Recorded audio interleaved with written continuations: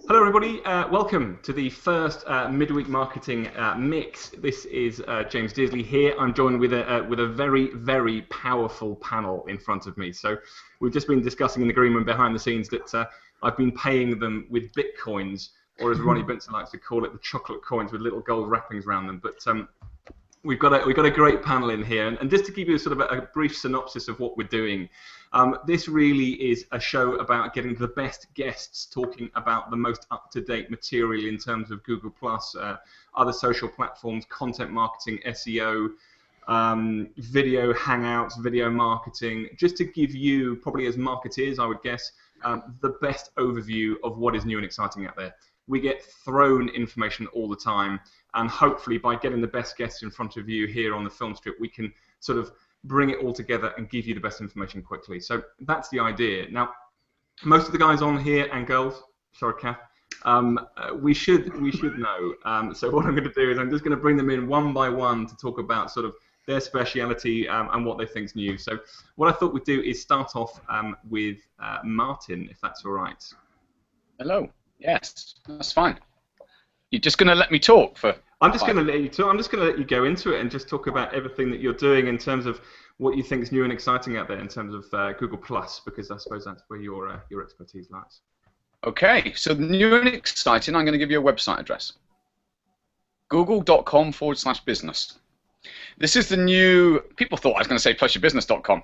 I wasn't. And google.com/business. The new thing that's happened is Google My Business. This is what's happened in the last, I can't even remember, it all goes into a blur, within the last week. Around about a week ago. So Google are saying, firstly, you want to get your business online.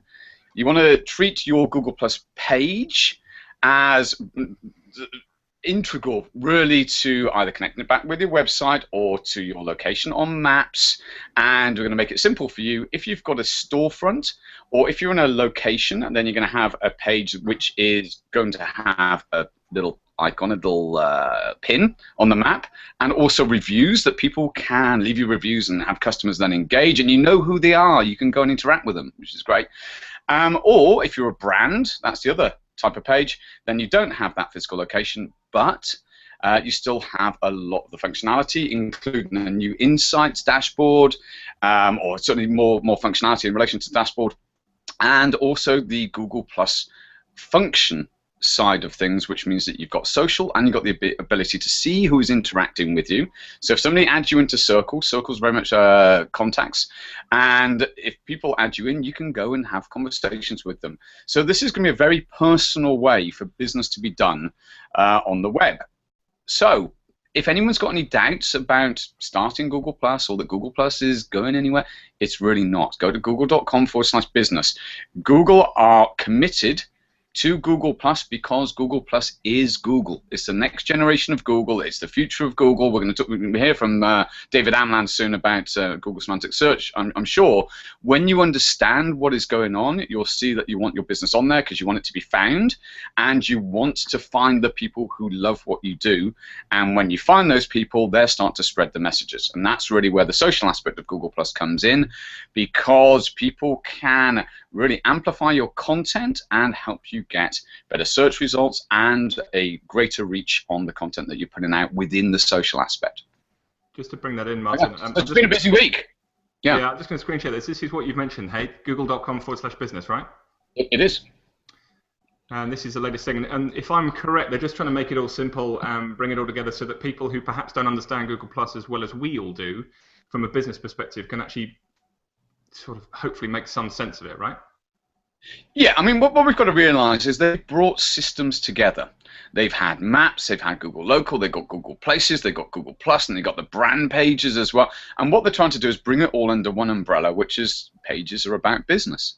So that's why it's a simple URL. It's Google My Business, and you get all of the advantages, and it just gets increasingly integrated. Also, with the analytics side, you can tie this back in to the analytics that you have on your website, and they can now be start to seen in relation to your Google Plus activity. You can see the number of views, the amount of reach that your content is getting, what's getting engagement, and so on. So this is, it's going to make it simpler.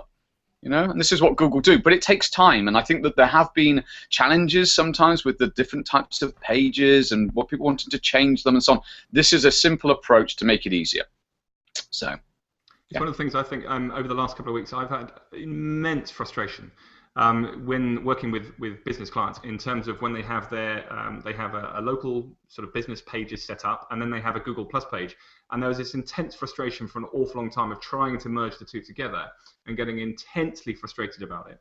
And even from my side, sort of knowing the inside sort of how it works subtly, I noticed about a week and a half ago they'd made that simpler in itself, in the sense of you can now, and there's a little default option where you could select another page to be your Google Plus business page, and it seems that they've now taken it to sort of this stage 2 in here on this My Business stuff. Is that fair to say? I think it is fair to say. I think that one release came out just a couple of days before the Google My Business, and yeah, it's quite simply they're making it easier for people. So if people haven't already got on Google Plus, or haven't already, actually a better way to put it is if they haven't already gone to google.com/business and check that out, then they want to do that as the first step. That's the first one. If they Google themselves and they find that they're on the map, they should still be able to claim their page. So that would be the next step. But the first thing is just go to google.com/business. Just one. I know Peter Lund was expecting me to say, and Ray Hills plus your business. I didn't. See. Pushing Google all the time. Yes, I saw this one from Ray as well, was it? So, yeah, I thought Martin was going to say plus your business. I didn't say plusyourbusiness.com. I didn't. It's only because James said something before. I'm just messing with him. You can plug away to your heart's content. Let's be honest, it's a fantastic community. We can't argue with it in the slightest, can we? But just one, I tell you, I've got a question on this because I'm not sure if I'm correct on it. But for those of you who have business pages and want to have everything all found, if I'm understanding, to get the most out of the knowledge graph per se, I think you've got to have sort of entries into Wikipedia in terms of having a description of your company. Which was one question. Is that true? Is there any other way to have a better description? And I'll bring that up on a screenshot in a second. But the other one is to show the stars. So i.e. get your Google reviews in there. Is there a minimum number to bring your stars up? I don't know.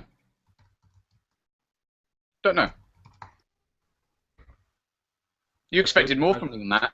I don't know. I'd say that there might be, but I don't know the algorithm for when that appears. That's fine. Kath, do you know? Anyone? You're muted, Kath. Muted. Yeah, there you go. No, I don't think so. I don't think there's a limit. I think you can have, if you can have one review and it'll show. Yeah. So Martin, there's a question here from Debbie Davis talking about independent contractors and freelancers, and I think the service area concept is useful for those that don't want to necessarily give a home address because they may work from their home. Do you want to touch briefly on the idea of the service area? Yeah, are you sure they don't have to give their home address? I believe you don't have to have it published. You can have a service area that says you cover this space or this environment. But you're based on location, so you have to put your address in. It's just may not appear.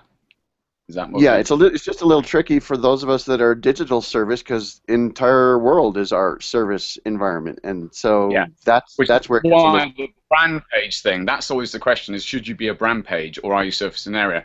Really, servicing an area should be you're a plumber, and you're reaching 30 miles around you. Not that you're in a physical location and that you're servicing the world. That really should be a brand page. I think it's my view on that. And that's kind of how it's always been. If I did this once, and if you end up and you find that it's been published and your email address, your location's been published, I actually had to delete a page. I had about 500 followers on it as well because I realized I didn't want my home address published. So, be aware of that. Be careful with that choice. Just bringing this in from Phil. And last week I've been able to sort out a lot of duplicate business pages. So, it's certainly a far, far less frustrating process than before, isn't it? It's it's a wonderful. And you've got to realize how it's huge what they've done. YouTube is a massive platform, and they've integrated that. So it now talks with Google Plus, and so all of the pages, everything takes time. So I think we are a leap ahead in the last week. And Google Plus isn't going anywhere.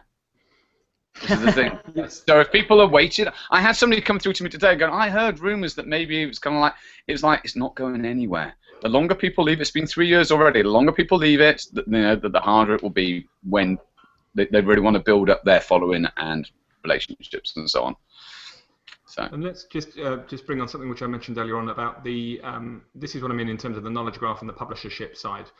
It's this point here, which is if you want to have more information on this, it looks as if from what I've investigated that this little bit of information is pulled from Wikipedia. And Nick Rank has very kindly suggested that it's this bit here, which I was mentioning about the stars. These guys, my old company, have got 4 Google reviews. Nick has kindly suggested that you need to have at least 5 reviews in order for the stars to show. Thanks, Nick. Good, Nick. Okay. Good, Nick. Thank you. Right, so look, this is quick and short, and the idea is to just get snapshots of what is new. So we're going to move on to the next one. So what I was going to suggest is, David, do you want to sort of lead us in the next round of what's new and exciting and sort of the SEO semantic world that you are arguably, pretty good. Yeah, certainly. And actually, I'm really excited about what's been happening over the last week and what Martin said, because essentially a lot of the things which happen across the SEO world right now have to do with structured data, which is a little bit complicated from a programming point of view, and a lot of new schema definitions are coming online. And everybody's asking now, what the heck is it? And do I need to know it in order to make any gains in search? And essentially, the structured data format is a layer of metadata which allows Google to understand your website content better and form a better understanding of who you are as an identity. And everything hinges on identity, and pretty much the business pages, google.com/my business, or business rather, that have come on are part of Google's effort or initiative to integrate things better in order to form a better identity. And why do we need an identity? Because essentially in search, as we go on in the months ahead and the years ahead, the ability to have a distinct digital identity is critical in terms of having your content and what you do as a business contextually come up in search. This is critical. If you can't establish who you are, what you do, where you do it, if you're a local business, and how you do it in terms of reviews, content, and sentiment mining and citations, then you will not come up in search. You can have the best site in the world, you can make any kind of effort to push it, it won't simply rank the way it used to in the past, because all these things won't come together. So essentially, all this effort is an attempt by Google to create to gather the data that is necessary for forming a digital identity without having to implement the complexities of schema markup and structured data. And I think this is really exciting because it comes down in terms of business owners, it comes back down to what you do best. What you do best is do business, great. And what have you got to do with your marketing? Well, you've got to simplify it in terms of how you approach online, or rather clarify it in terms of your, how you do it, what you do, the reviews you get, the customer service you create, the content you create, your social media presence, your presence in Google+, Hangouts on air, video, YouTube, all those things really need to be in place. And if they're not, then you're going to find anything which you do on the web becoming harder and harder in terms of surfacing, and you're going to get frustrated because you won't be found, and you'll be missing out, and it'll be down to that kind of fragmentation in your business. So this is really exciting, and I think we're now at the tipping point because things are coming together. It used to be that in the early days of semantic search, there were only very specific things you could do, but now you really need to address all of those things, and Google is moving very quickly. This is being a bit of a, what's the word when you sort of argue a point on this? Is this a little bit of Google trying to monopolize search and everything Well, around? Because it seems, I mean, it does seem as if everything that it's doing, it's dependent on the Google Plus stuff, it's dependent on the YouTube stuff, and as companies, you're almost being held, the Google reviews and so on and so forth. It's a bit of a monopoly thing. Well, yes and no. I mean, anything which has to do, I mean, we're in a world of semantic search, whether we like it or not. And everything we see in terms of new technologies and apps which are coming online, they are what we call semantic apps. They require data which depends on connectivity and the inferences which derive from that connectivity in order to make sense. Now, Google has two options here. It can take the approach that, because it is behind W3C, the W3C consortium, I should say, rather, it can take the approach that it's up to us to implement structured data and try to help it to understand what's happening, or it can see that a lot of us want. I think at the moment there's only 25% of websites, of critical websites across the web that have implemented it. Therefore, it needs to step in. And also there's the question of human error, which creeps in, inconsistencies which arise because of that. So what Google is trying to do is it's trying to create a structured data index from the unstructured data of the web and scale that right across the entire web and continue to do so. Now, if it does that, of course, there's a huge benefit in terms of what it does because it will have created a virtual monopoly. The semantic web really doesn't exist as a semantic web. It only exists in Google's servers. It's its index. So, the moment you step outside that index, the web becomes a little bit messier, a little bit noisier, and a little bit less consistent.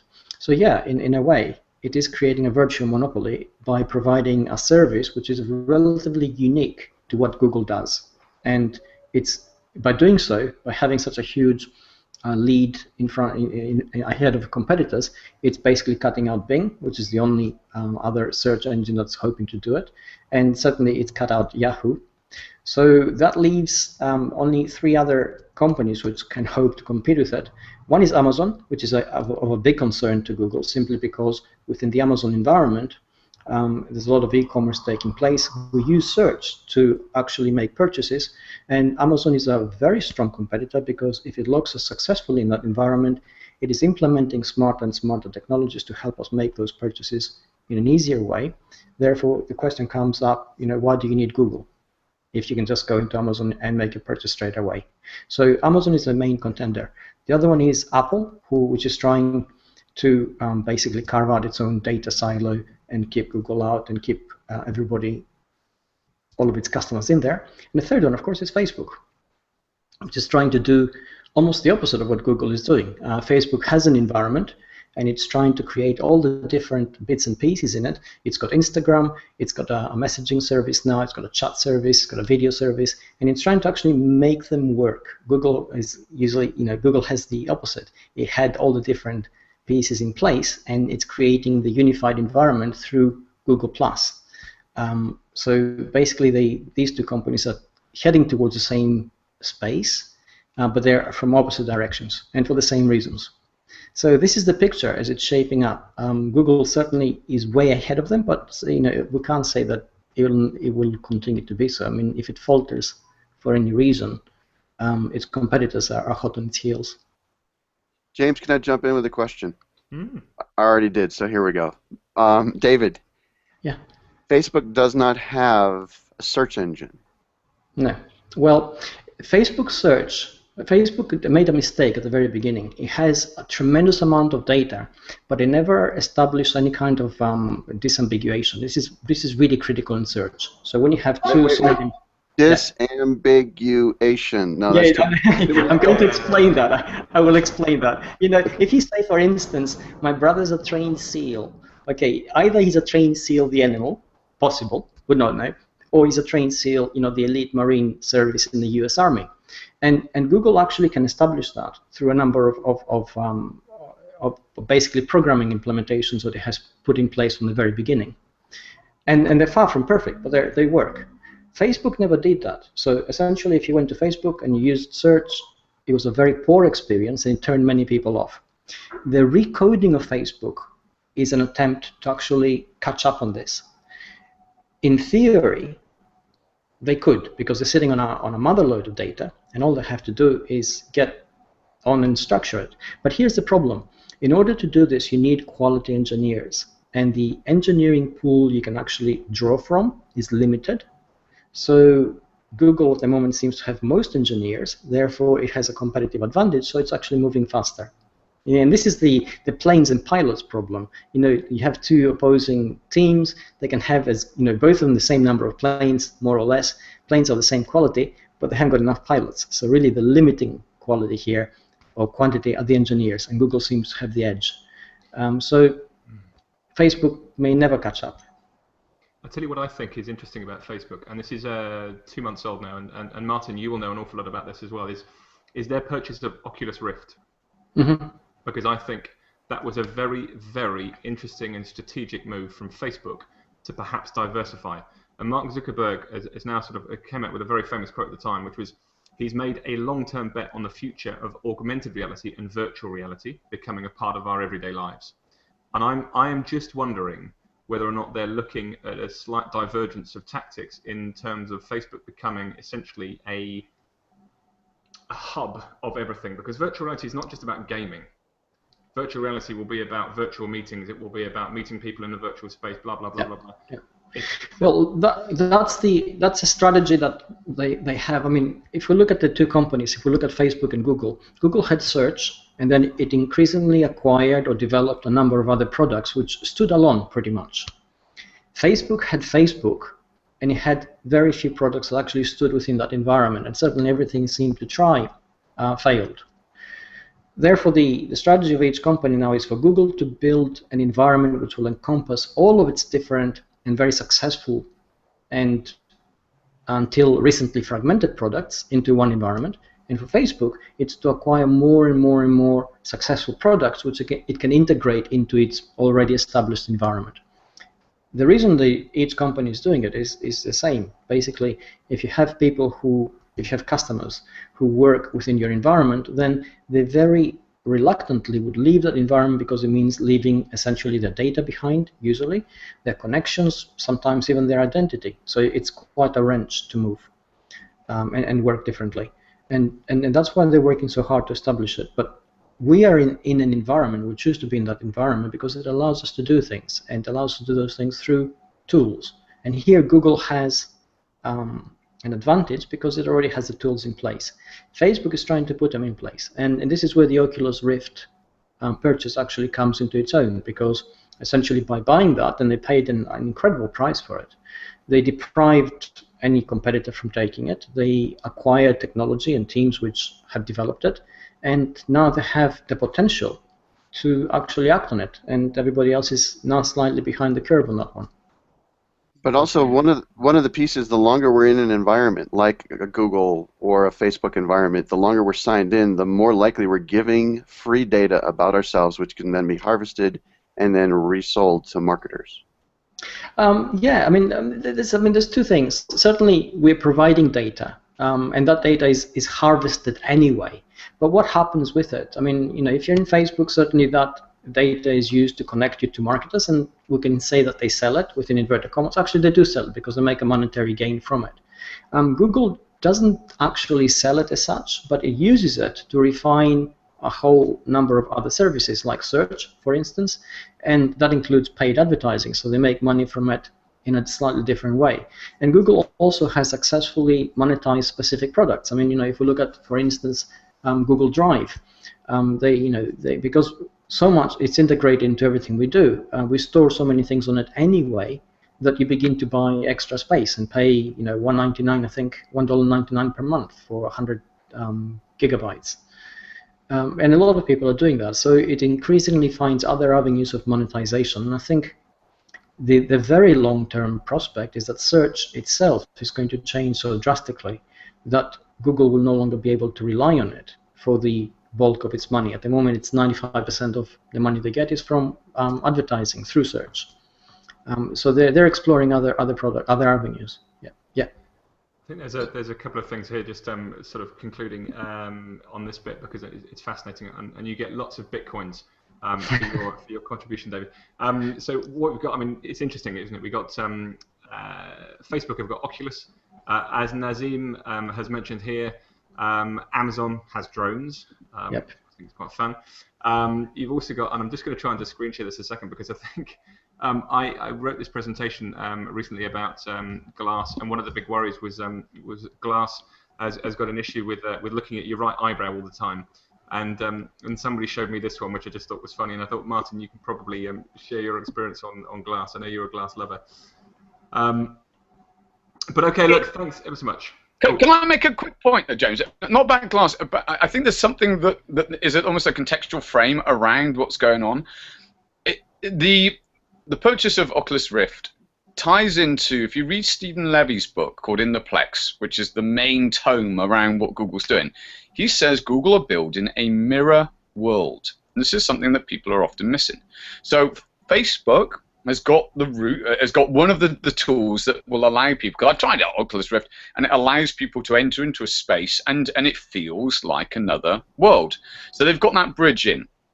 Google are building the mirror world. Everything we're doing is data that can be used in order to inform that mirror world. Every map that now has attached to it the images in the real world, every panorama, every sunset, everything that they've got is data. So what's going on? We talk about the platform, and we talk about mobile being a platform, and mobile's the one that's on the rise. What's the next platform going to be? Zuckerberg would say that it's going to be virtual reality. It's going to become a platform. And whoever is building these platforms, because they can exist on multiple, from different companies, this is what Google have been doing for the while, is it's a mirror world that's being created. And the more you're connected in Google+, the more you start to feel you're part of this first stage of this mirror world. This is why so many of us are here connected, because instantly we can just get in touch with anyone, jump into a Hangout, have a conversation. We're already in that kind of world. It's just that we haven't got the headset on. So I think the businesses that get involved and understand this is the motion that is going on, and why a lot of us are so passionate about Google+, they can start to see that this is going to be the next trend. It may take another 5 years, but virtual reality will become a platform. I think the point Martin has just made is actually incredibly valuable. Just about 2 months ago, Google purchased a company the name of which escapes me right now. And what the company did, it essentially has sensors which can be built into an Android phone, which map the real world around you. So it allows you essentially to use your phone to map your immediate environment in 3D, and then use specific apps to interact with that environment which you have mapped. And that's exactly what it is. And they're actually, the project has been initiated on producing these phones, which will have a variety of sensors, which will allow us to make more use of our immediate environment through our devices. And that is exactly the vision that Martin just articulated, so it's a good point. It's scary, and that's actually, it's called Project Tango. Yeah, that's right. Thank you. And they've only just released 200 developer kits to people around the world to develop on this phone. And having seen one and played with one, it is a stunning piece of kit if it works. And the whole idea, from what I understand from Google, is the fact that they've already mapped our satellites. They've already mapped the world. They've already mapped streets. Now they want to map the internal side of our entire being. So suddenly they get a map internally and externally of our entire world. So it's a fascinating thing. What I just thought I'd just do is, there was a question, obviously, we had earlier on about the 5-star Google treatment on the reviews, and Nick has just posted this into the stream on the event page so from Mike Blumenthal about the 5-star, how you get that on your Google Plus Business page. So I just wanted to make a point of that. What I thought we'd do is Ronnie was going to bring you in, but before I was going to bring you in, I just wanted to bring this quote up from Peter Lund, because I think you deserve it, actually. We ought to give a shout out and some cheers to Ronnie Bincer. He's outnumbered by the Brit pack. But he's an honorary Brit, isn't he? So Ronnie Bincer, and for those of you who maybe don't know Ronnie, I would say Ronnie, much like with Martin and David as well, I equally include them in this, is almost like they're a mentoring attitude to everything about Google Plus search and Hangouts particularly. So I'm really pleased that Ronnie can join us, and perhaps Ronnie, maybe you can just give us a little bit of an overview as what's been going on with the world of video and Hangouts and everything for the last while. Last while, yes. And what while means yesterday or the last week or 2 weeks, we don't know. So here's here's what I can do, and this is kind of fun for me too. I came from a background of video SEO, so when the Hangout tool did its thing and started doing these ability to do what we're doing right now, these broadcasts, it was a clear positioning place for me to move to. This is how I eventually moved into the realm of becoming what's called the Hangout helper. In the process of that, I was eventually invited, and this is probably the first time I'll say this publicly, I think, to an environment, and I've been given permission to say it, so that's why I'm doing it, that does testing. And so I've been involved with helping test the Hangout tool for a while, and so there's certain things that I know that I can't disclose, and other things that I do know that have been out, and we can talk about. So let me give you one little tiny tidbit that I can talk about that a lot of people have missed. And that is when we use these Hangouts, these video conferencing things, if you're brand new to it, you have to actually download a plugin and get that started, and you have to set up your YouTube account and all these things. This is a bit of a barrier to entry for a lot of people. And so Google is aware of this, and they're working on improving that. So one of the things that they've recently come out with, it's been a very quiet release, I'm just making it a little louder right now, is for the Chromebook people, or the Chromebox people, they have the ability to do what's called WebRTC Hangouts. They don't need a plugin to allow Hangouts to work on the Chromebook. And at least 50%, if not more, by now, of all the Chromebook users have that capability. So that's rolling out very quietly and slowly, but it is something that is coming. And so the ability to get new people that are running into little barriers, some of these barriers are going to be taken away slowly as we go. So that's actually big news, but it's sort of nerdy and a lot of people don't realize it.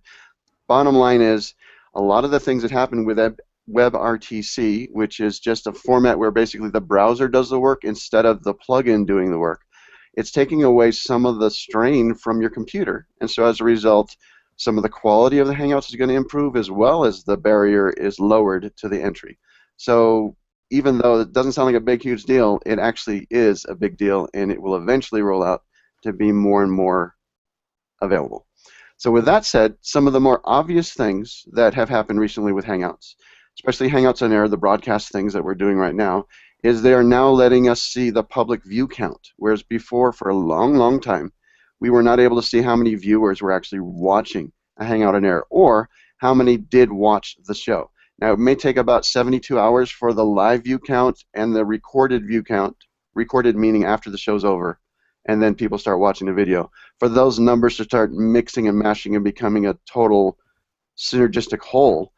But within a 72-hour period, you're going to be able to see how many views Hangout on Air had, whereas before that was just hidden except if you were the owner of the Hangout on Air. So now public view counts are visible. And let's see, another thing that's relatively recent, it's for me because I'm on it every day, and the Hangout Mastery people, which I'll plug a little bit, they get to see and hear about some of the stuff as soon as it comes out. But not all the people keep up with it as much as I do. So let me point out something that is incredibly valuable that most people just aren't doing, is we have the ability to do a Hangout on Air event. And that's a tool that Google Plus gives us.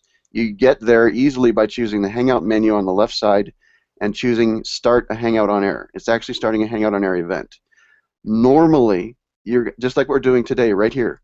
Normally, you'll do this in a public realm. You want the public to know about it. But a very powerful feature is if you don't invite the public and you just invite yourself or a small group of people, you are then creating what's called an unlisted Hangout on Air.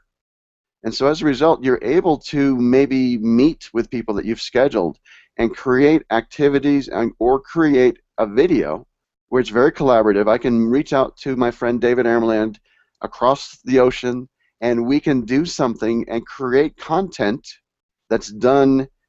It was, how do I get David into a studio with me? I start a Hangout on Air.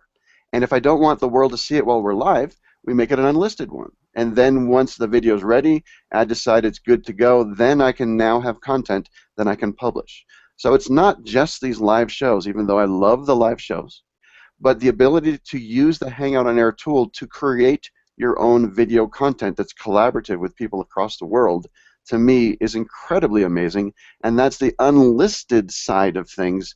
And then there's another layer, which we probably don't have time to go into. It's called the private side, where you can get to You can have a large company that has multiple offices all over the place, and you can actually be doing private broadcasting amongst your industry or amongst your company, and nobody else on the outside can see that. And then you can turn that into a training video later on if you wanted to, or just have it be in the archives for what the meeting was, so those that weren't able to participate live are able to see it later. And this is not even needing to be a Google Apps user. It's just any old, regular old Google Plus user. You have the ability to create private Hangout on Air broadcasts, which to me is a game changer. But I think a lot of people aren't aware of that yet. Absolutely. You know what? I've found the private ones really work well, especially when you're trying to work with a company that perhaps you're not in there totally yet, and you're trying to convince them that your company is the right one to go with, and saying to them and giving them the reassurance that you will do video conferencing and it will be recorded for their records as well as our records. I've found that private stuff is a really helpful. Yeah, in the mastery group, we just did a training session specifically for consultants. How do you use these tools to meet with your client, and as an added bonus or a unique sales proposition, you say, when we're done, I will give you a video of our session. You can watch this over and over again. In fact, it's going to be ready for you to watch within 5 minutes by the time we're done. Absolutely. And Nazim, I've got to bring that one in. There you go. You'll like that, Ronnie. There it is. Thanks, Nazim. And this is, and let me bring back the point that you started with Peter mentioning that I'm the only American in the film strip right now.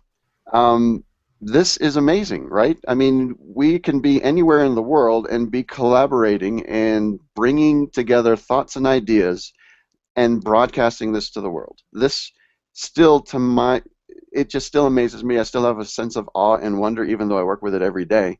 I think this is one of the best tools, not only for the broadcast capability, but for the ability to find like-minded individuals across the world and start collaborating and interacting and doing joint ventures with them. It's just amazing. Absolutely. And can I just ask this question from Peter, who is a fellow Brit, in fact, just about your Chromebook point. So Chromebooks being quite lower-powered CPU, does that change? Does it change when Bincer mentioned that Chromebooks will be good enough for 720? You're still going to need a quad core, which I believe all Chromebooks do have, and so as a result, with the plug-in list, or let's just call it the WebRTC format for the Hangouts, it will allow the lower-powered machines to have better quality because it's not relying on the machine to do quite as much work. The browser's doing a lot of it. And if you need to know more about the Hangouts, I will have to say I'm going to bring in Zara's point here. They're all plants. They must be. Yeah, they're not plants, but they are. You teach, isn't it, Ronnie? This is like number 37 on the list. Turn up to events that Ronnie's in. See nice things.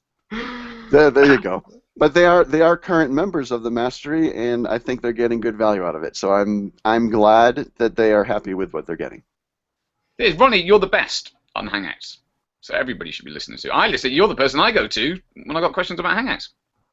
Thank you. Yeah, you can't argue with all that, can you? Yeah, it as well. Alrighty, let's move on. So the last person we're going to talk to, bring in for the last sort of 10-minute segment is Kath, another Brit. I like this. Now, Kath, I mean, to be fair to you, Kath, you are very much SEO and content sort of marketing orientated and an expert in all that as well. And I've asked Kath to come in here to talk about sort of, I suppose, social and other streams, if that's fair to say, and put some perspective on that.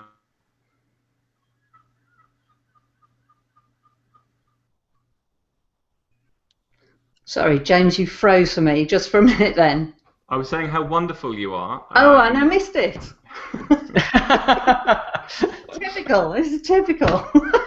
The universe is unfair. Honestly, you should have. The things I was saying, Kath. Honestly, it was wonderful. Oh no! See, I start off blushing. Oh, how good. No, I was just introducing it and just saying, look, what have you got for us? What's new? What's exciting from your side, and all that sort of stuff.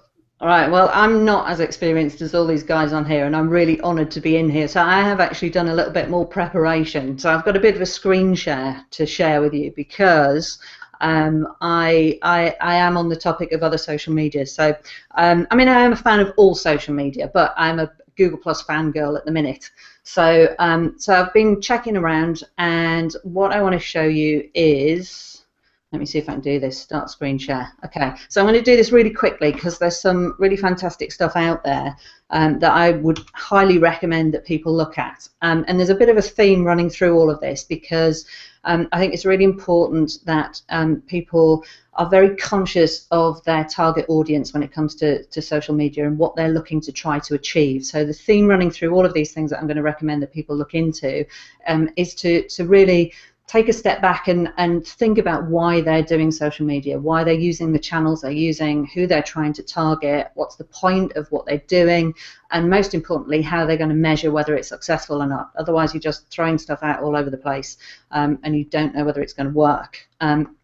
So I'll start with recommending the Michael Stelzner's Social Media Marketing Industry Report, which is quite a quick read. It's got really useful information in there from a roundup of 2,800 marketers who've given their opinions on various networks, what they want to see coming up in the future, what they think will change, how much time they spend on various different platforms.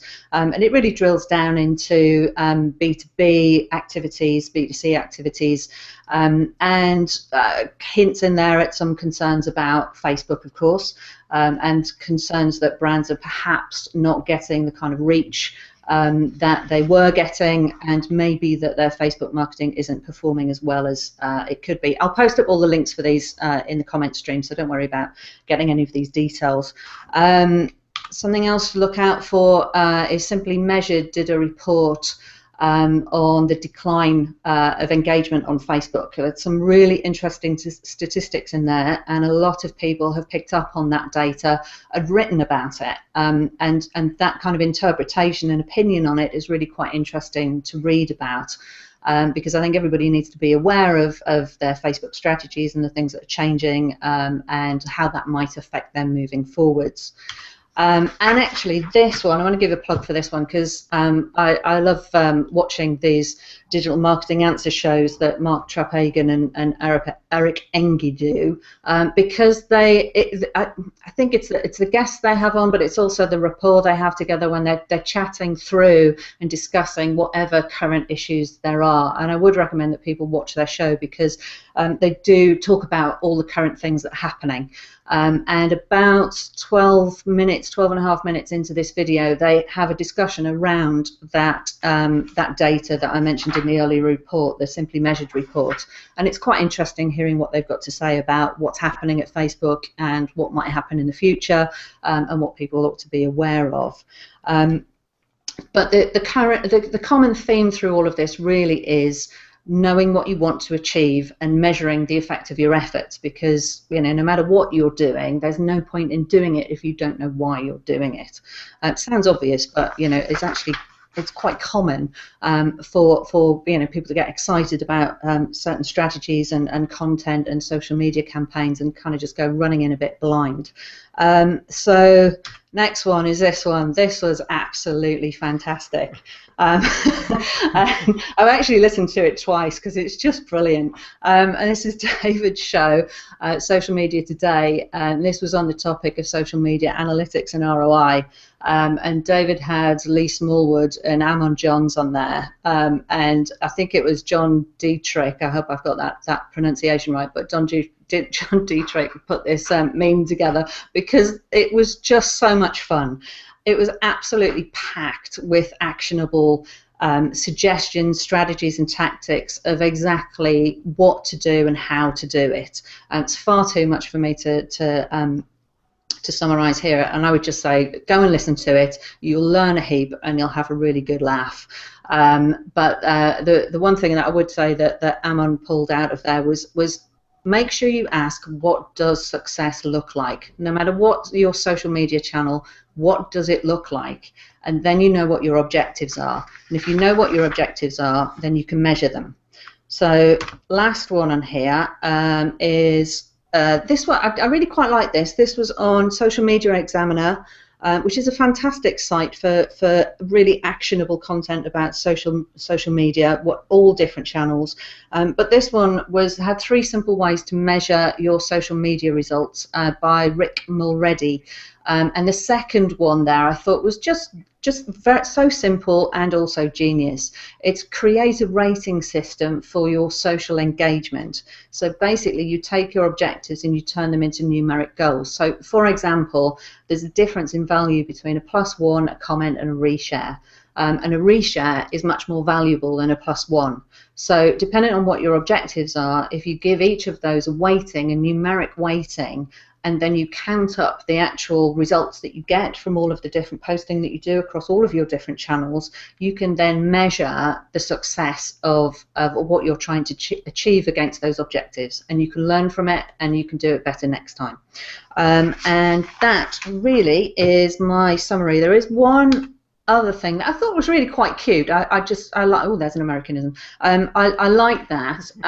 The Data Never Sleeps. It's a little bit older. There was one they did originally in June 2012, and they updated it more recently in April 2014. So the one on the right is the most recent one.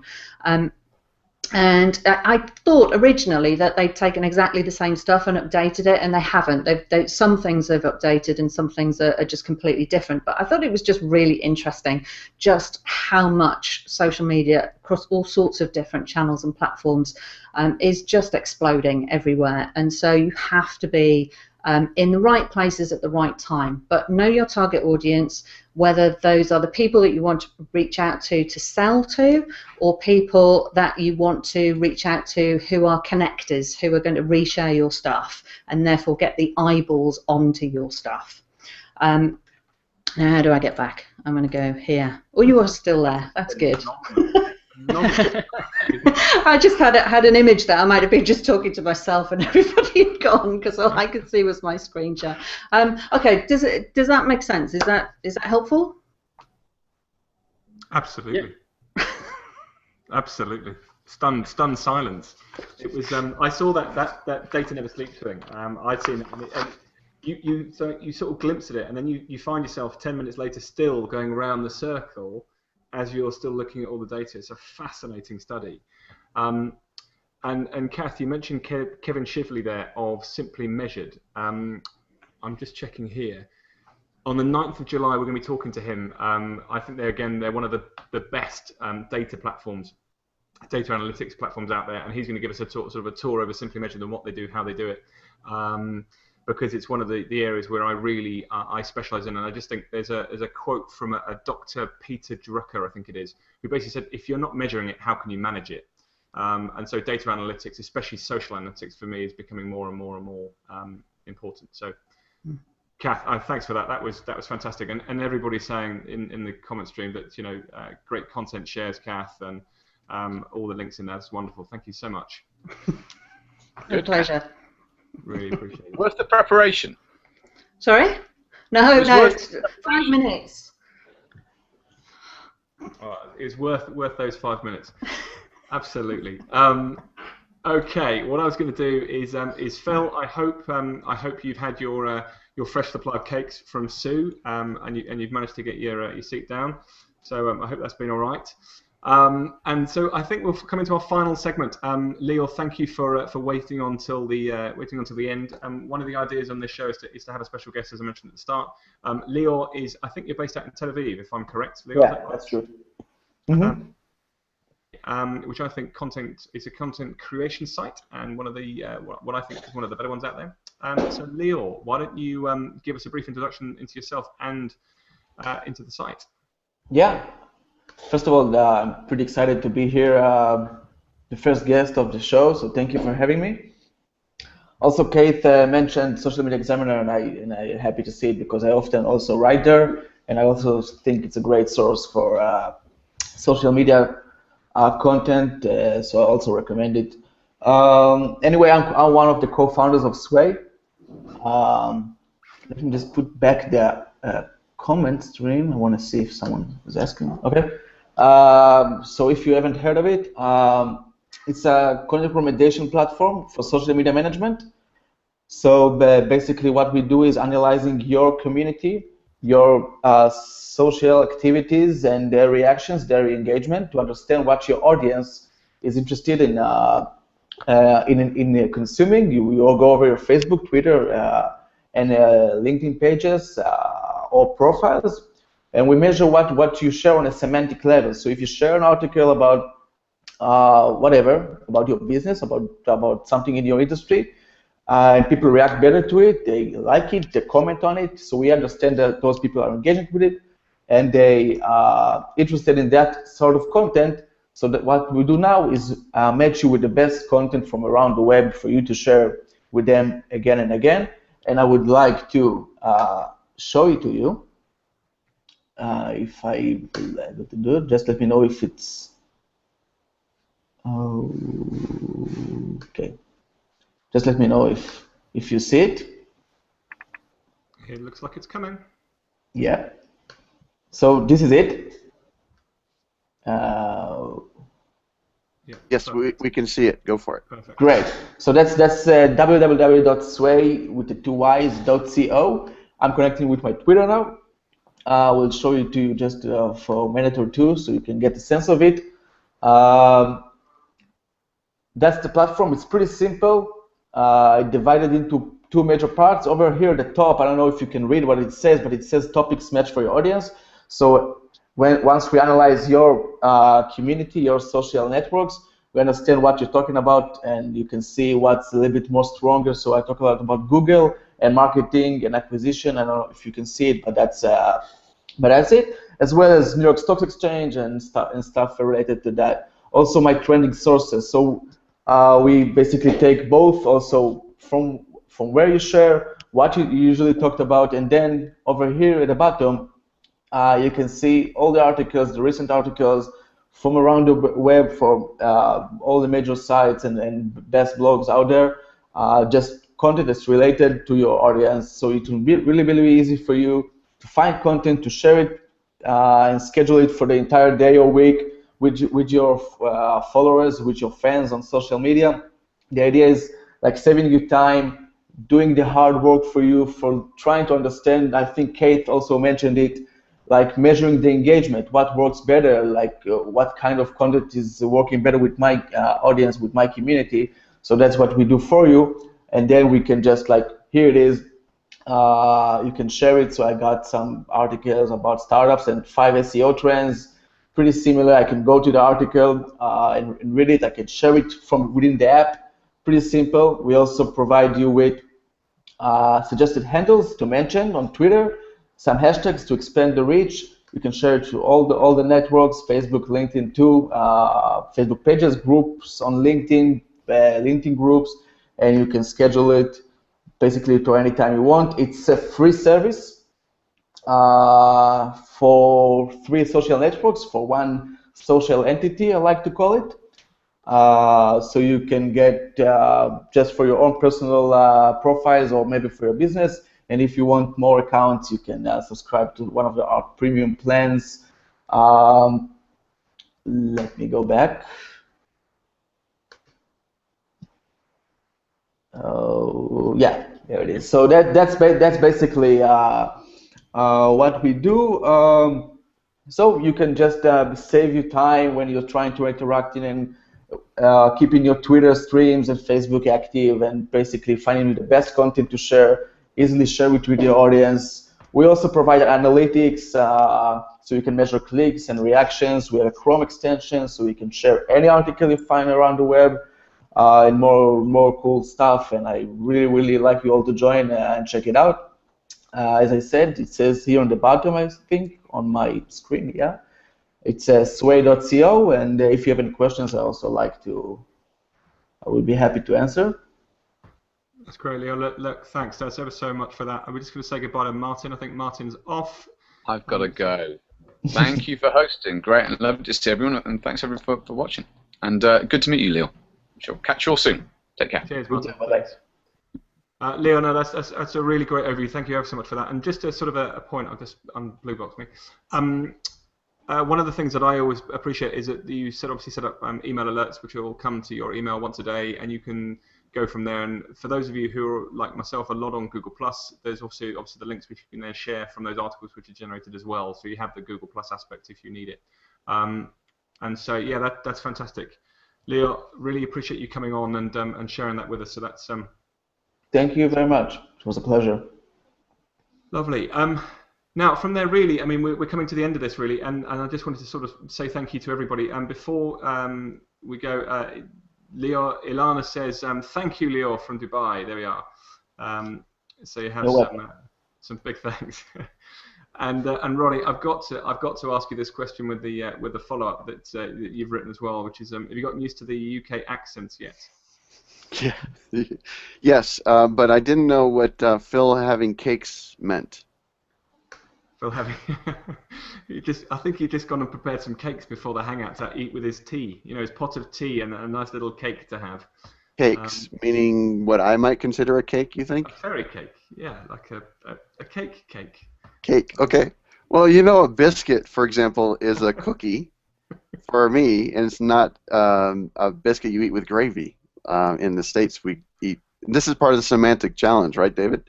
Absolutely. But this is contextual, right? I mean, this is quite interesting. So it all sort of happens within context, which is changing. It's an ever-evolving equation. So yeah, I mean, can you imagine how frustrating we are being to the semantic robot, if there is such a thing, when you and I and people that talk about biscuits are together and we mean different things when we say it. Yeah. Yeah. Well, then you got French fries, which become freedom fries, so that totally changes. I think that had a very short lifespan. I don't think that freedom fry thing really flew for very long.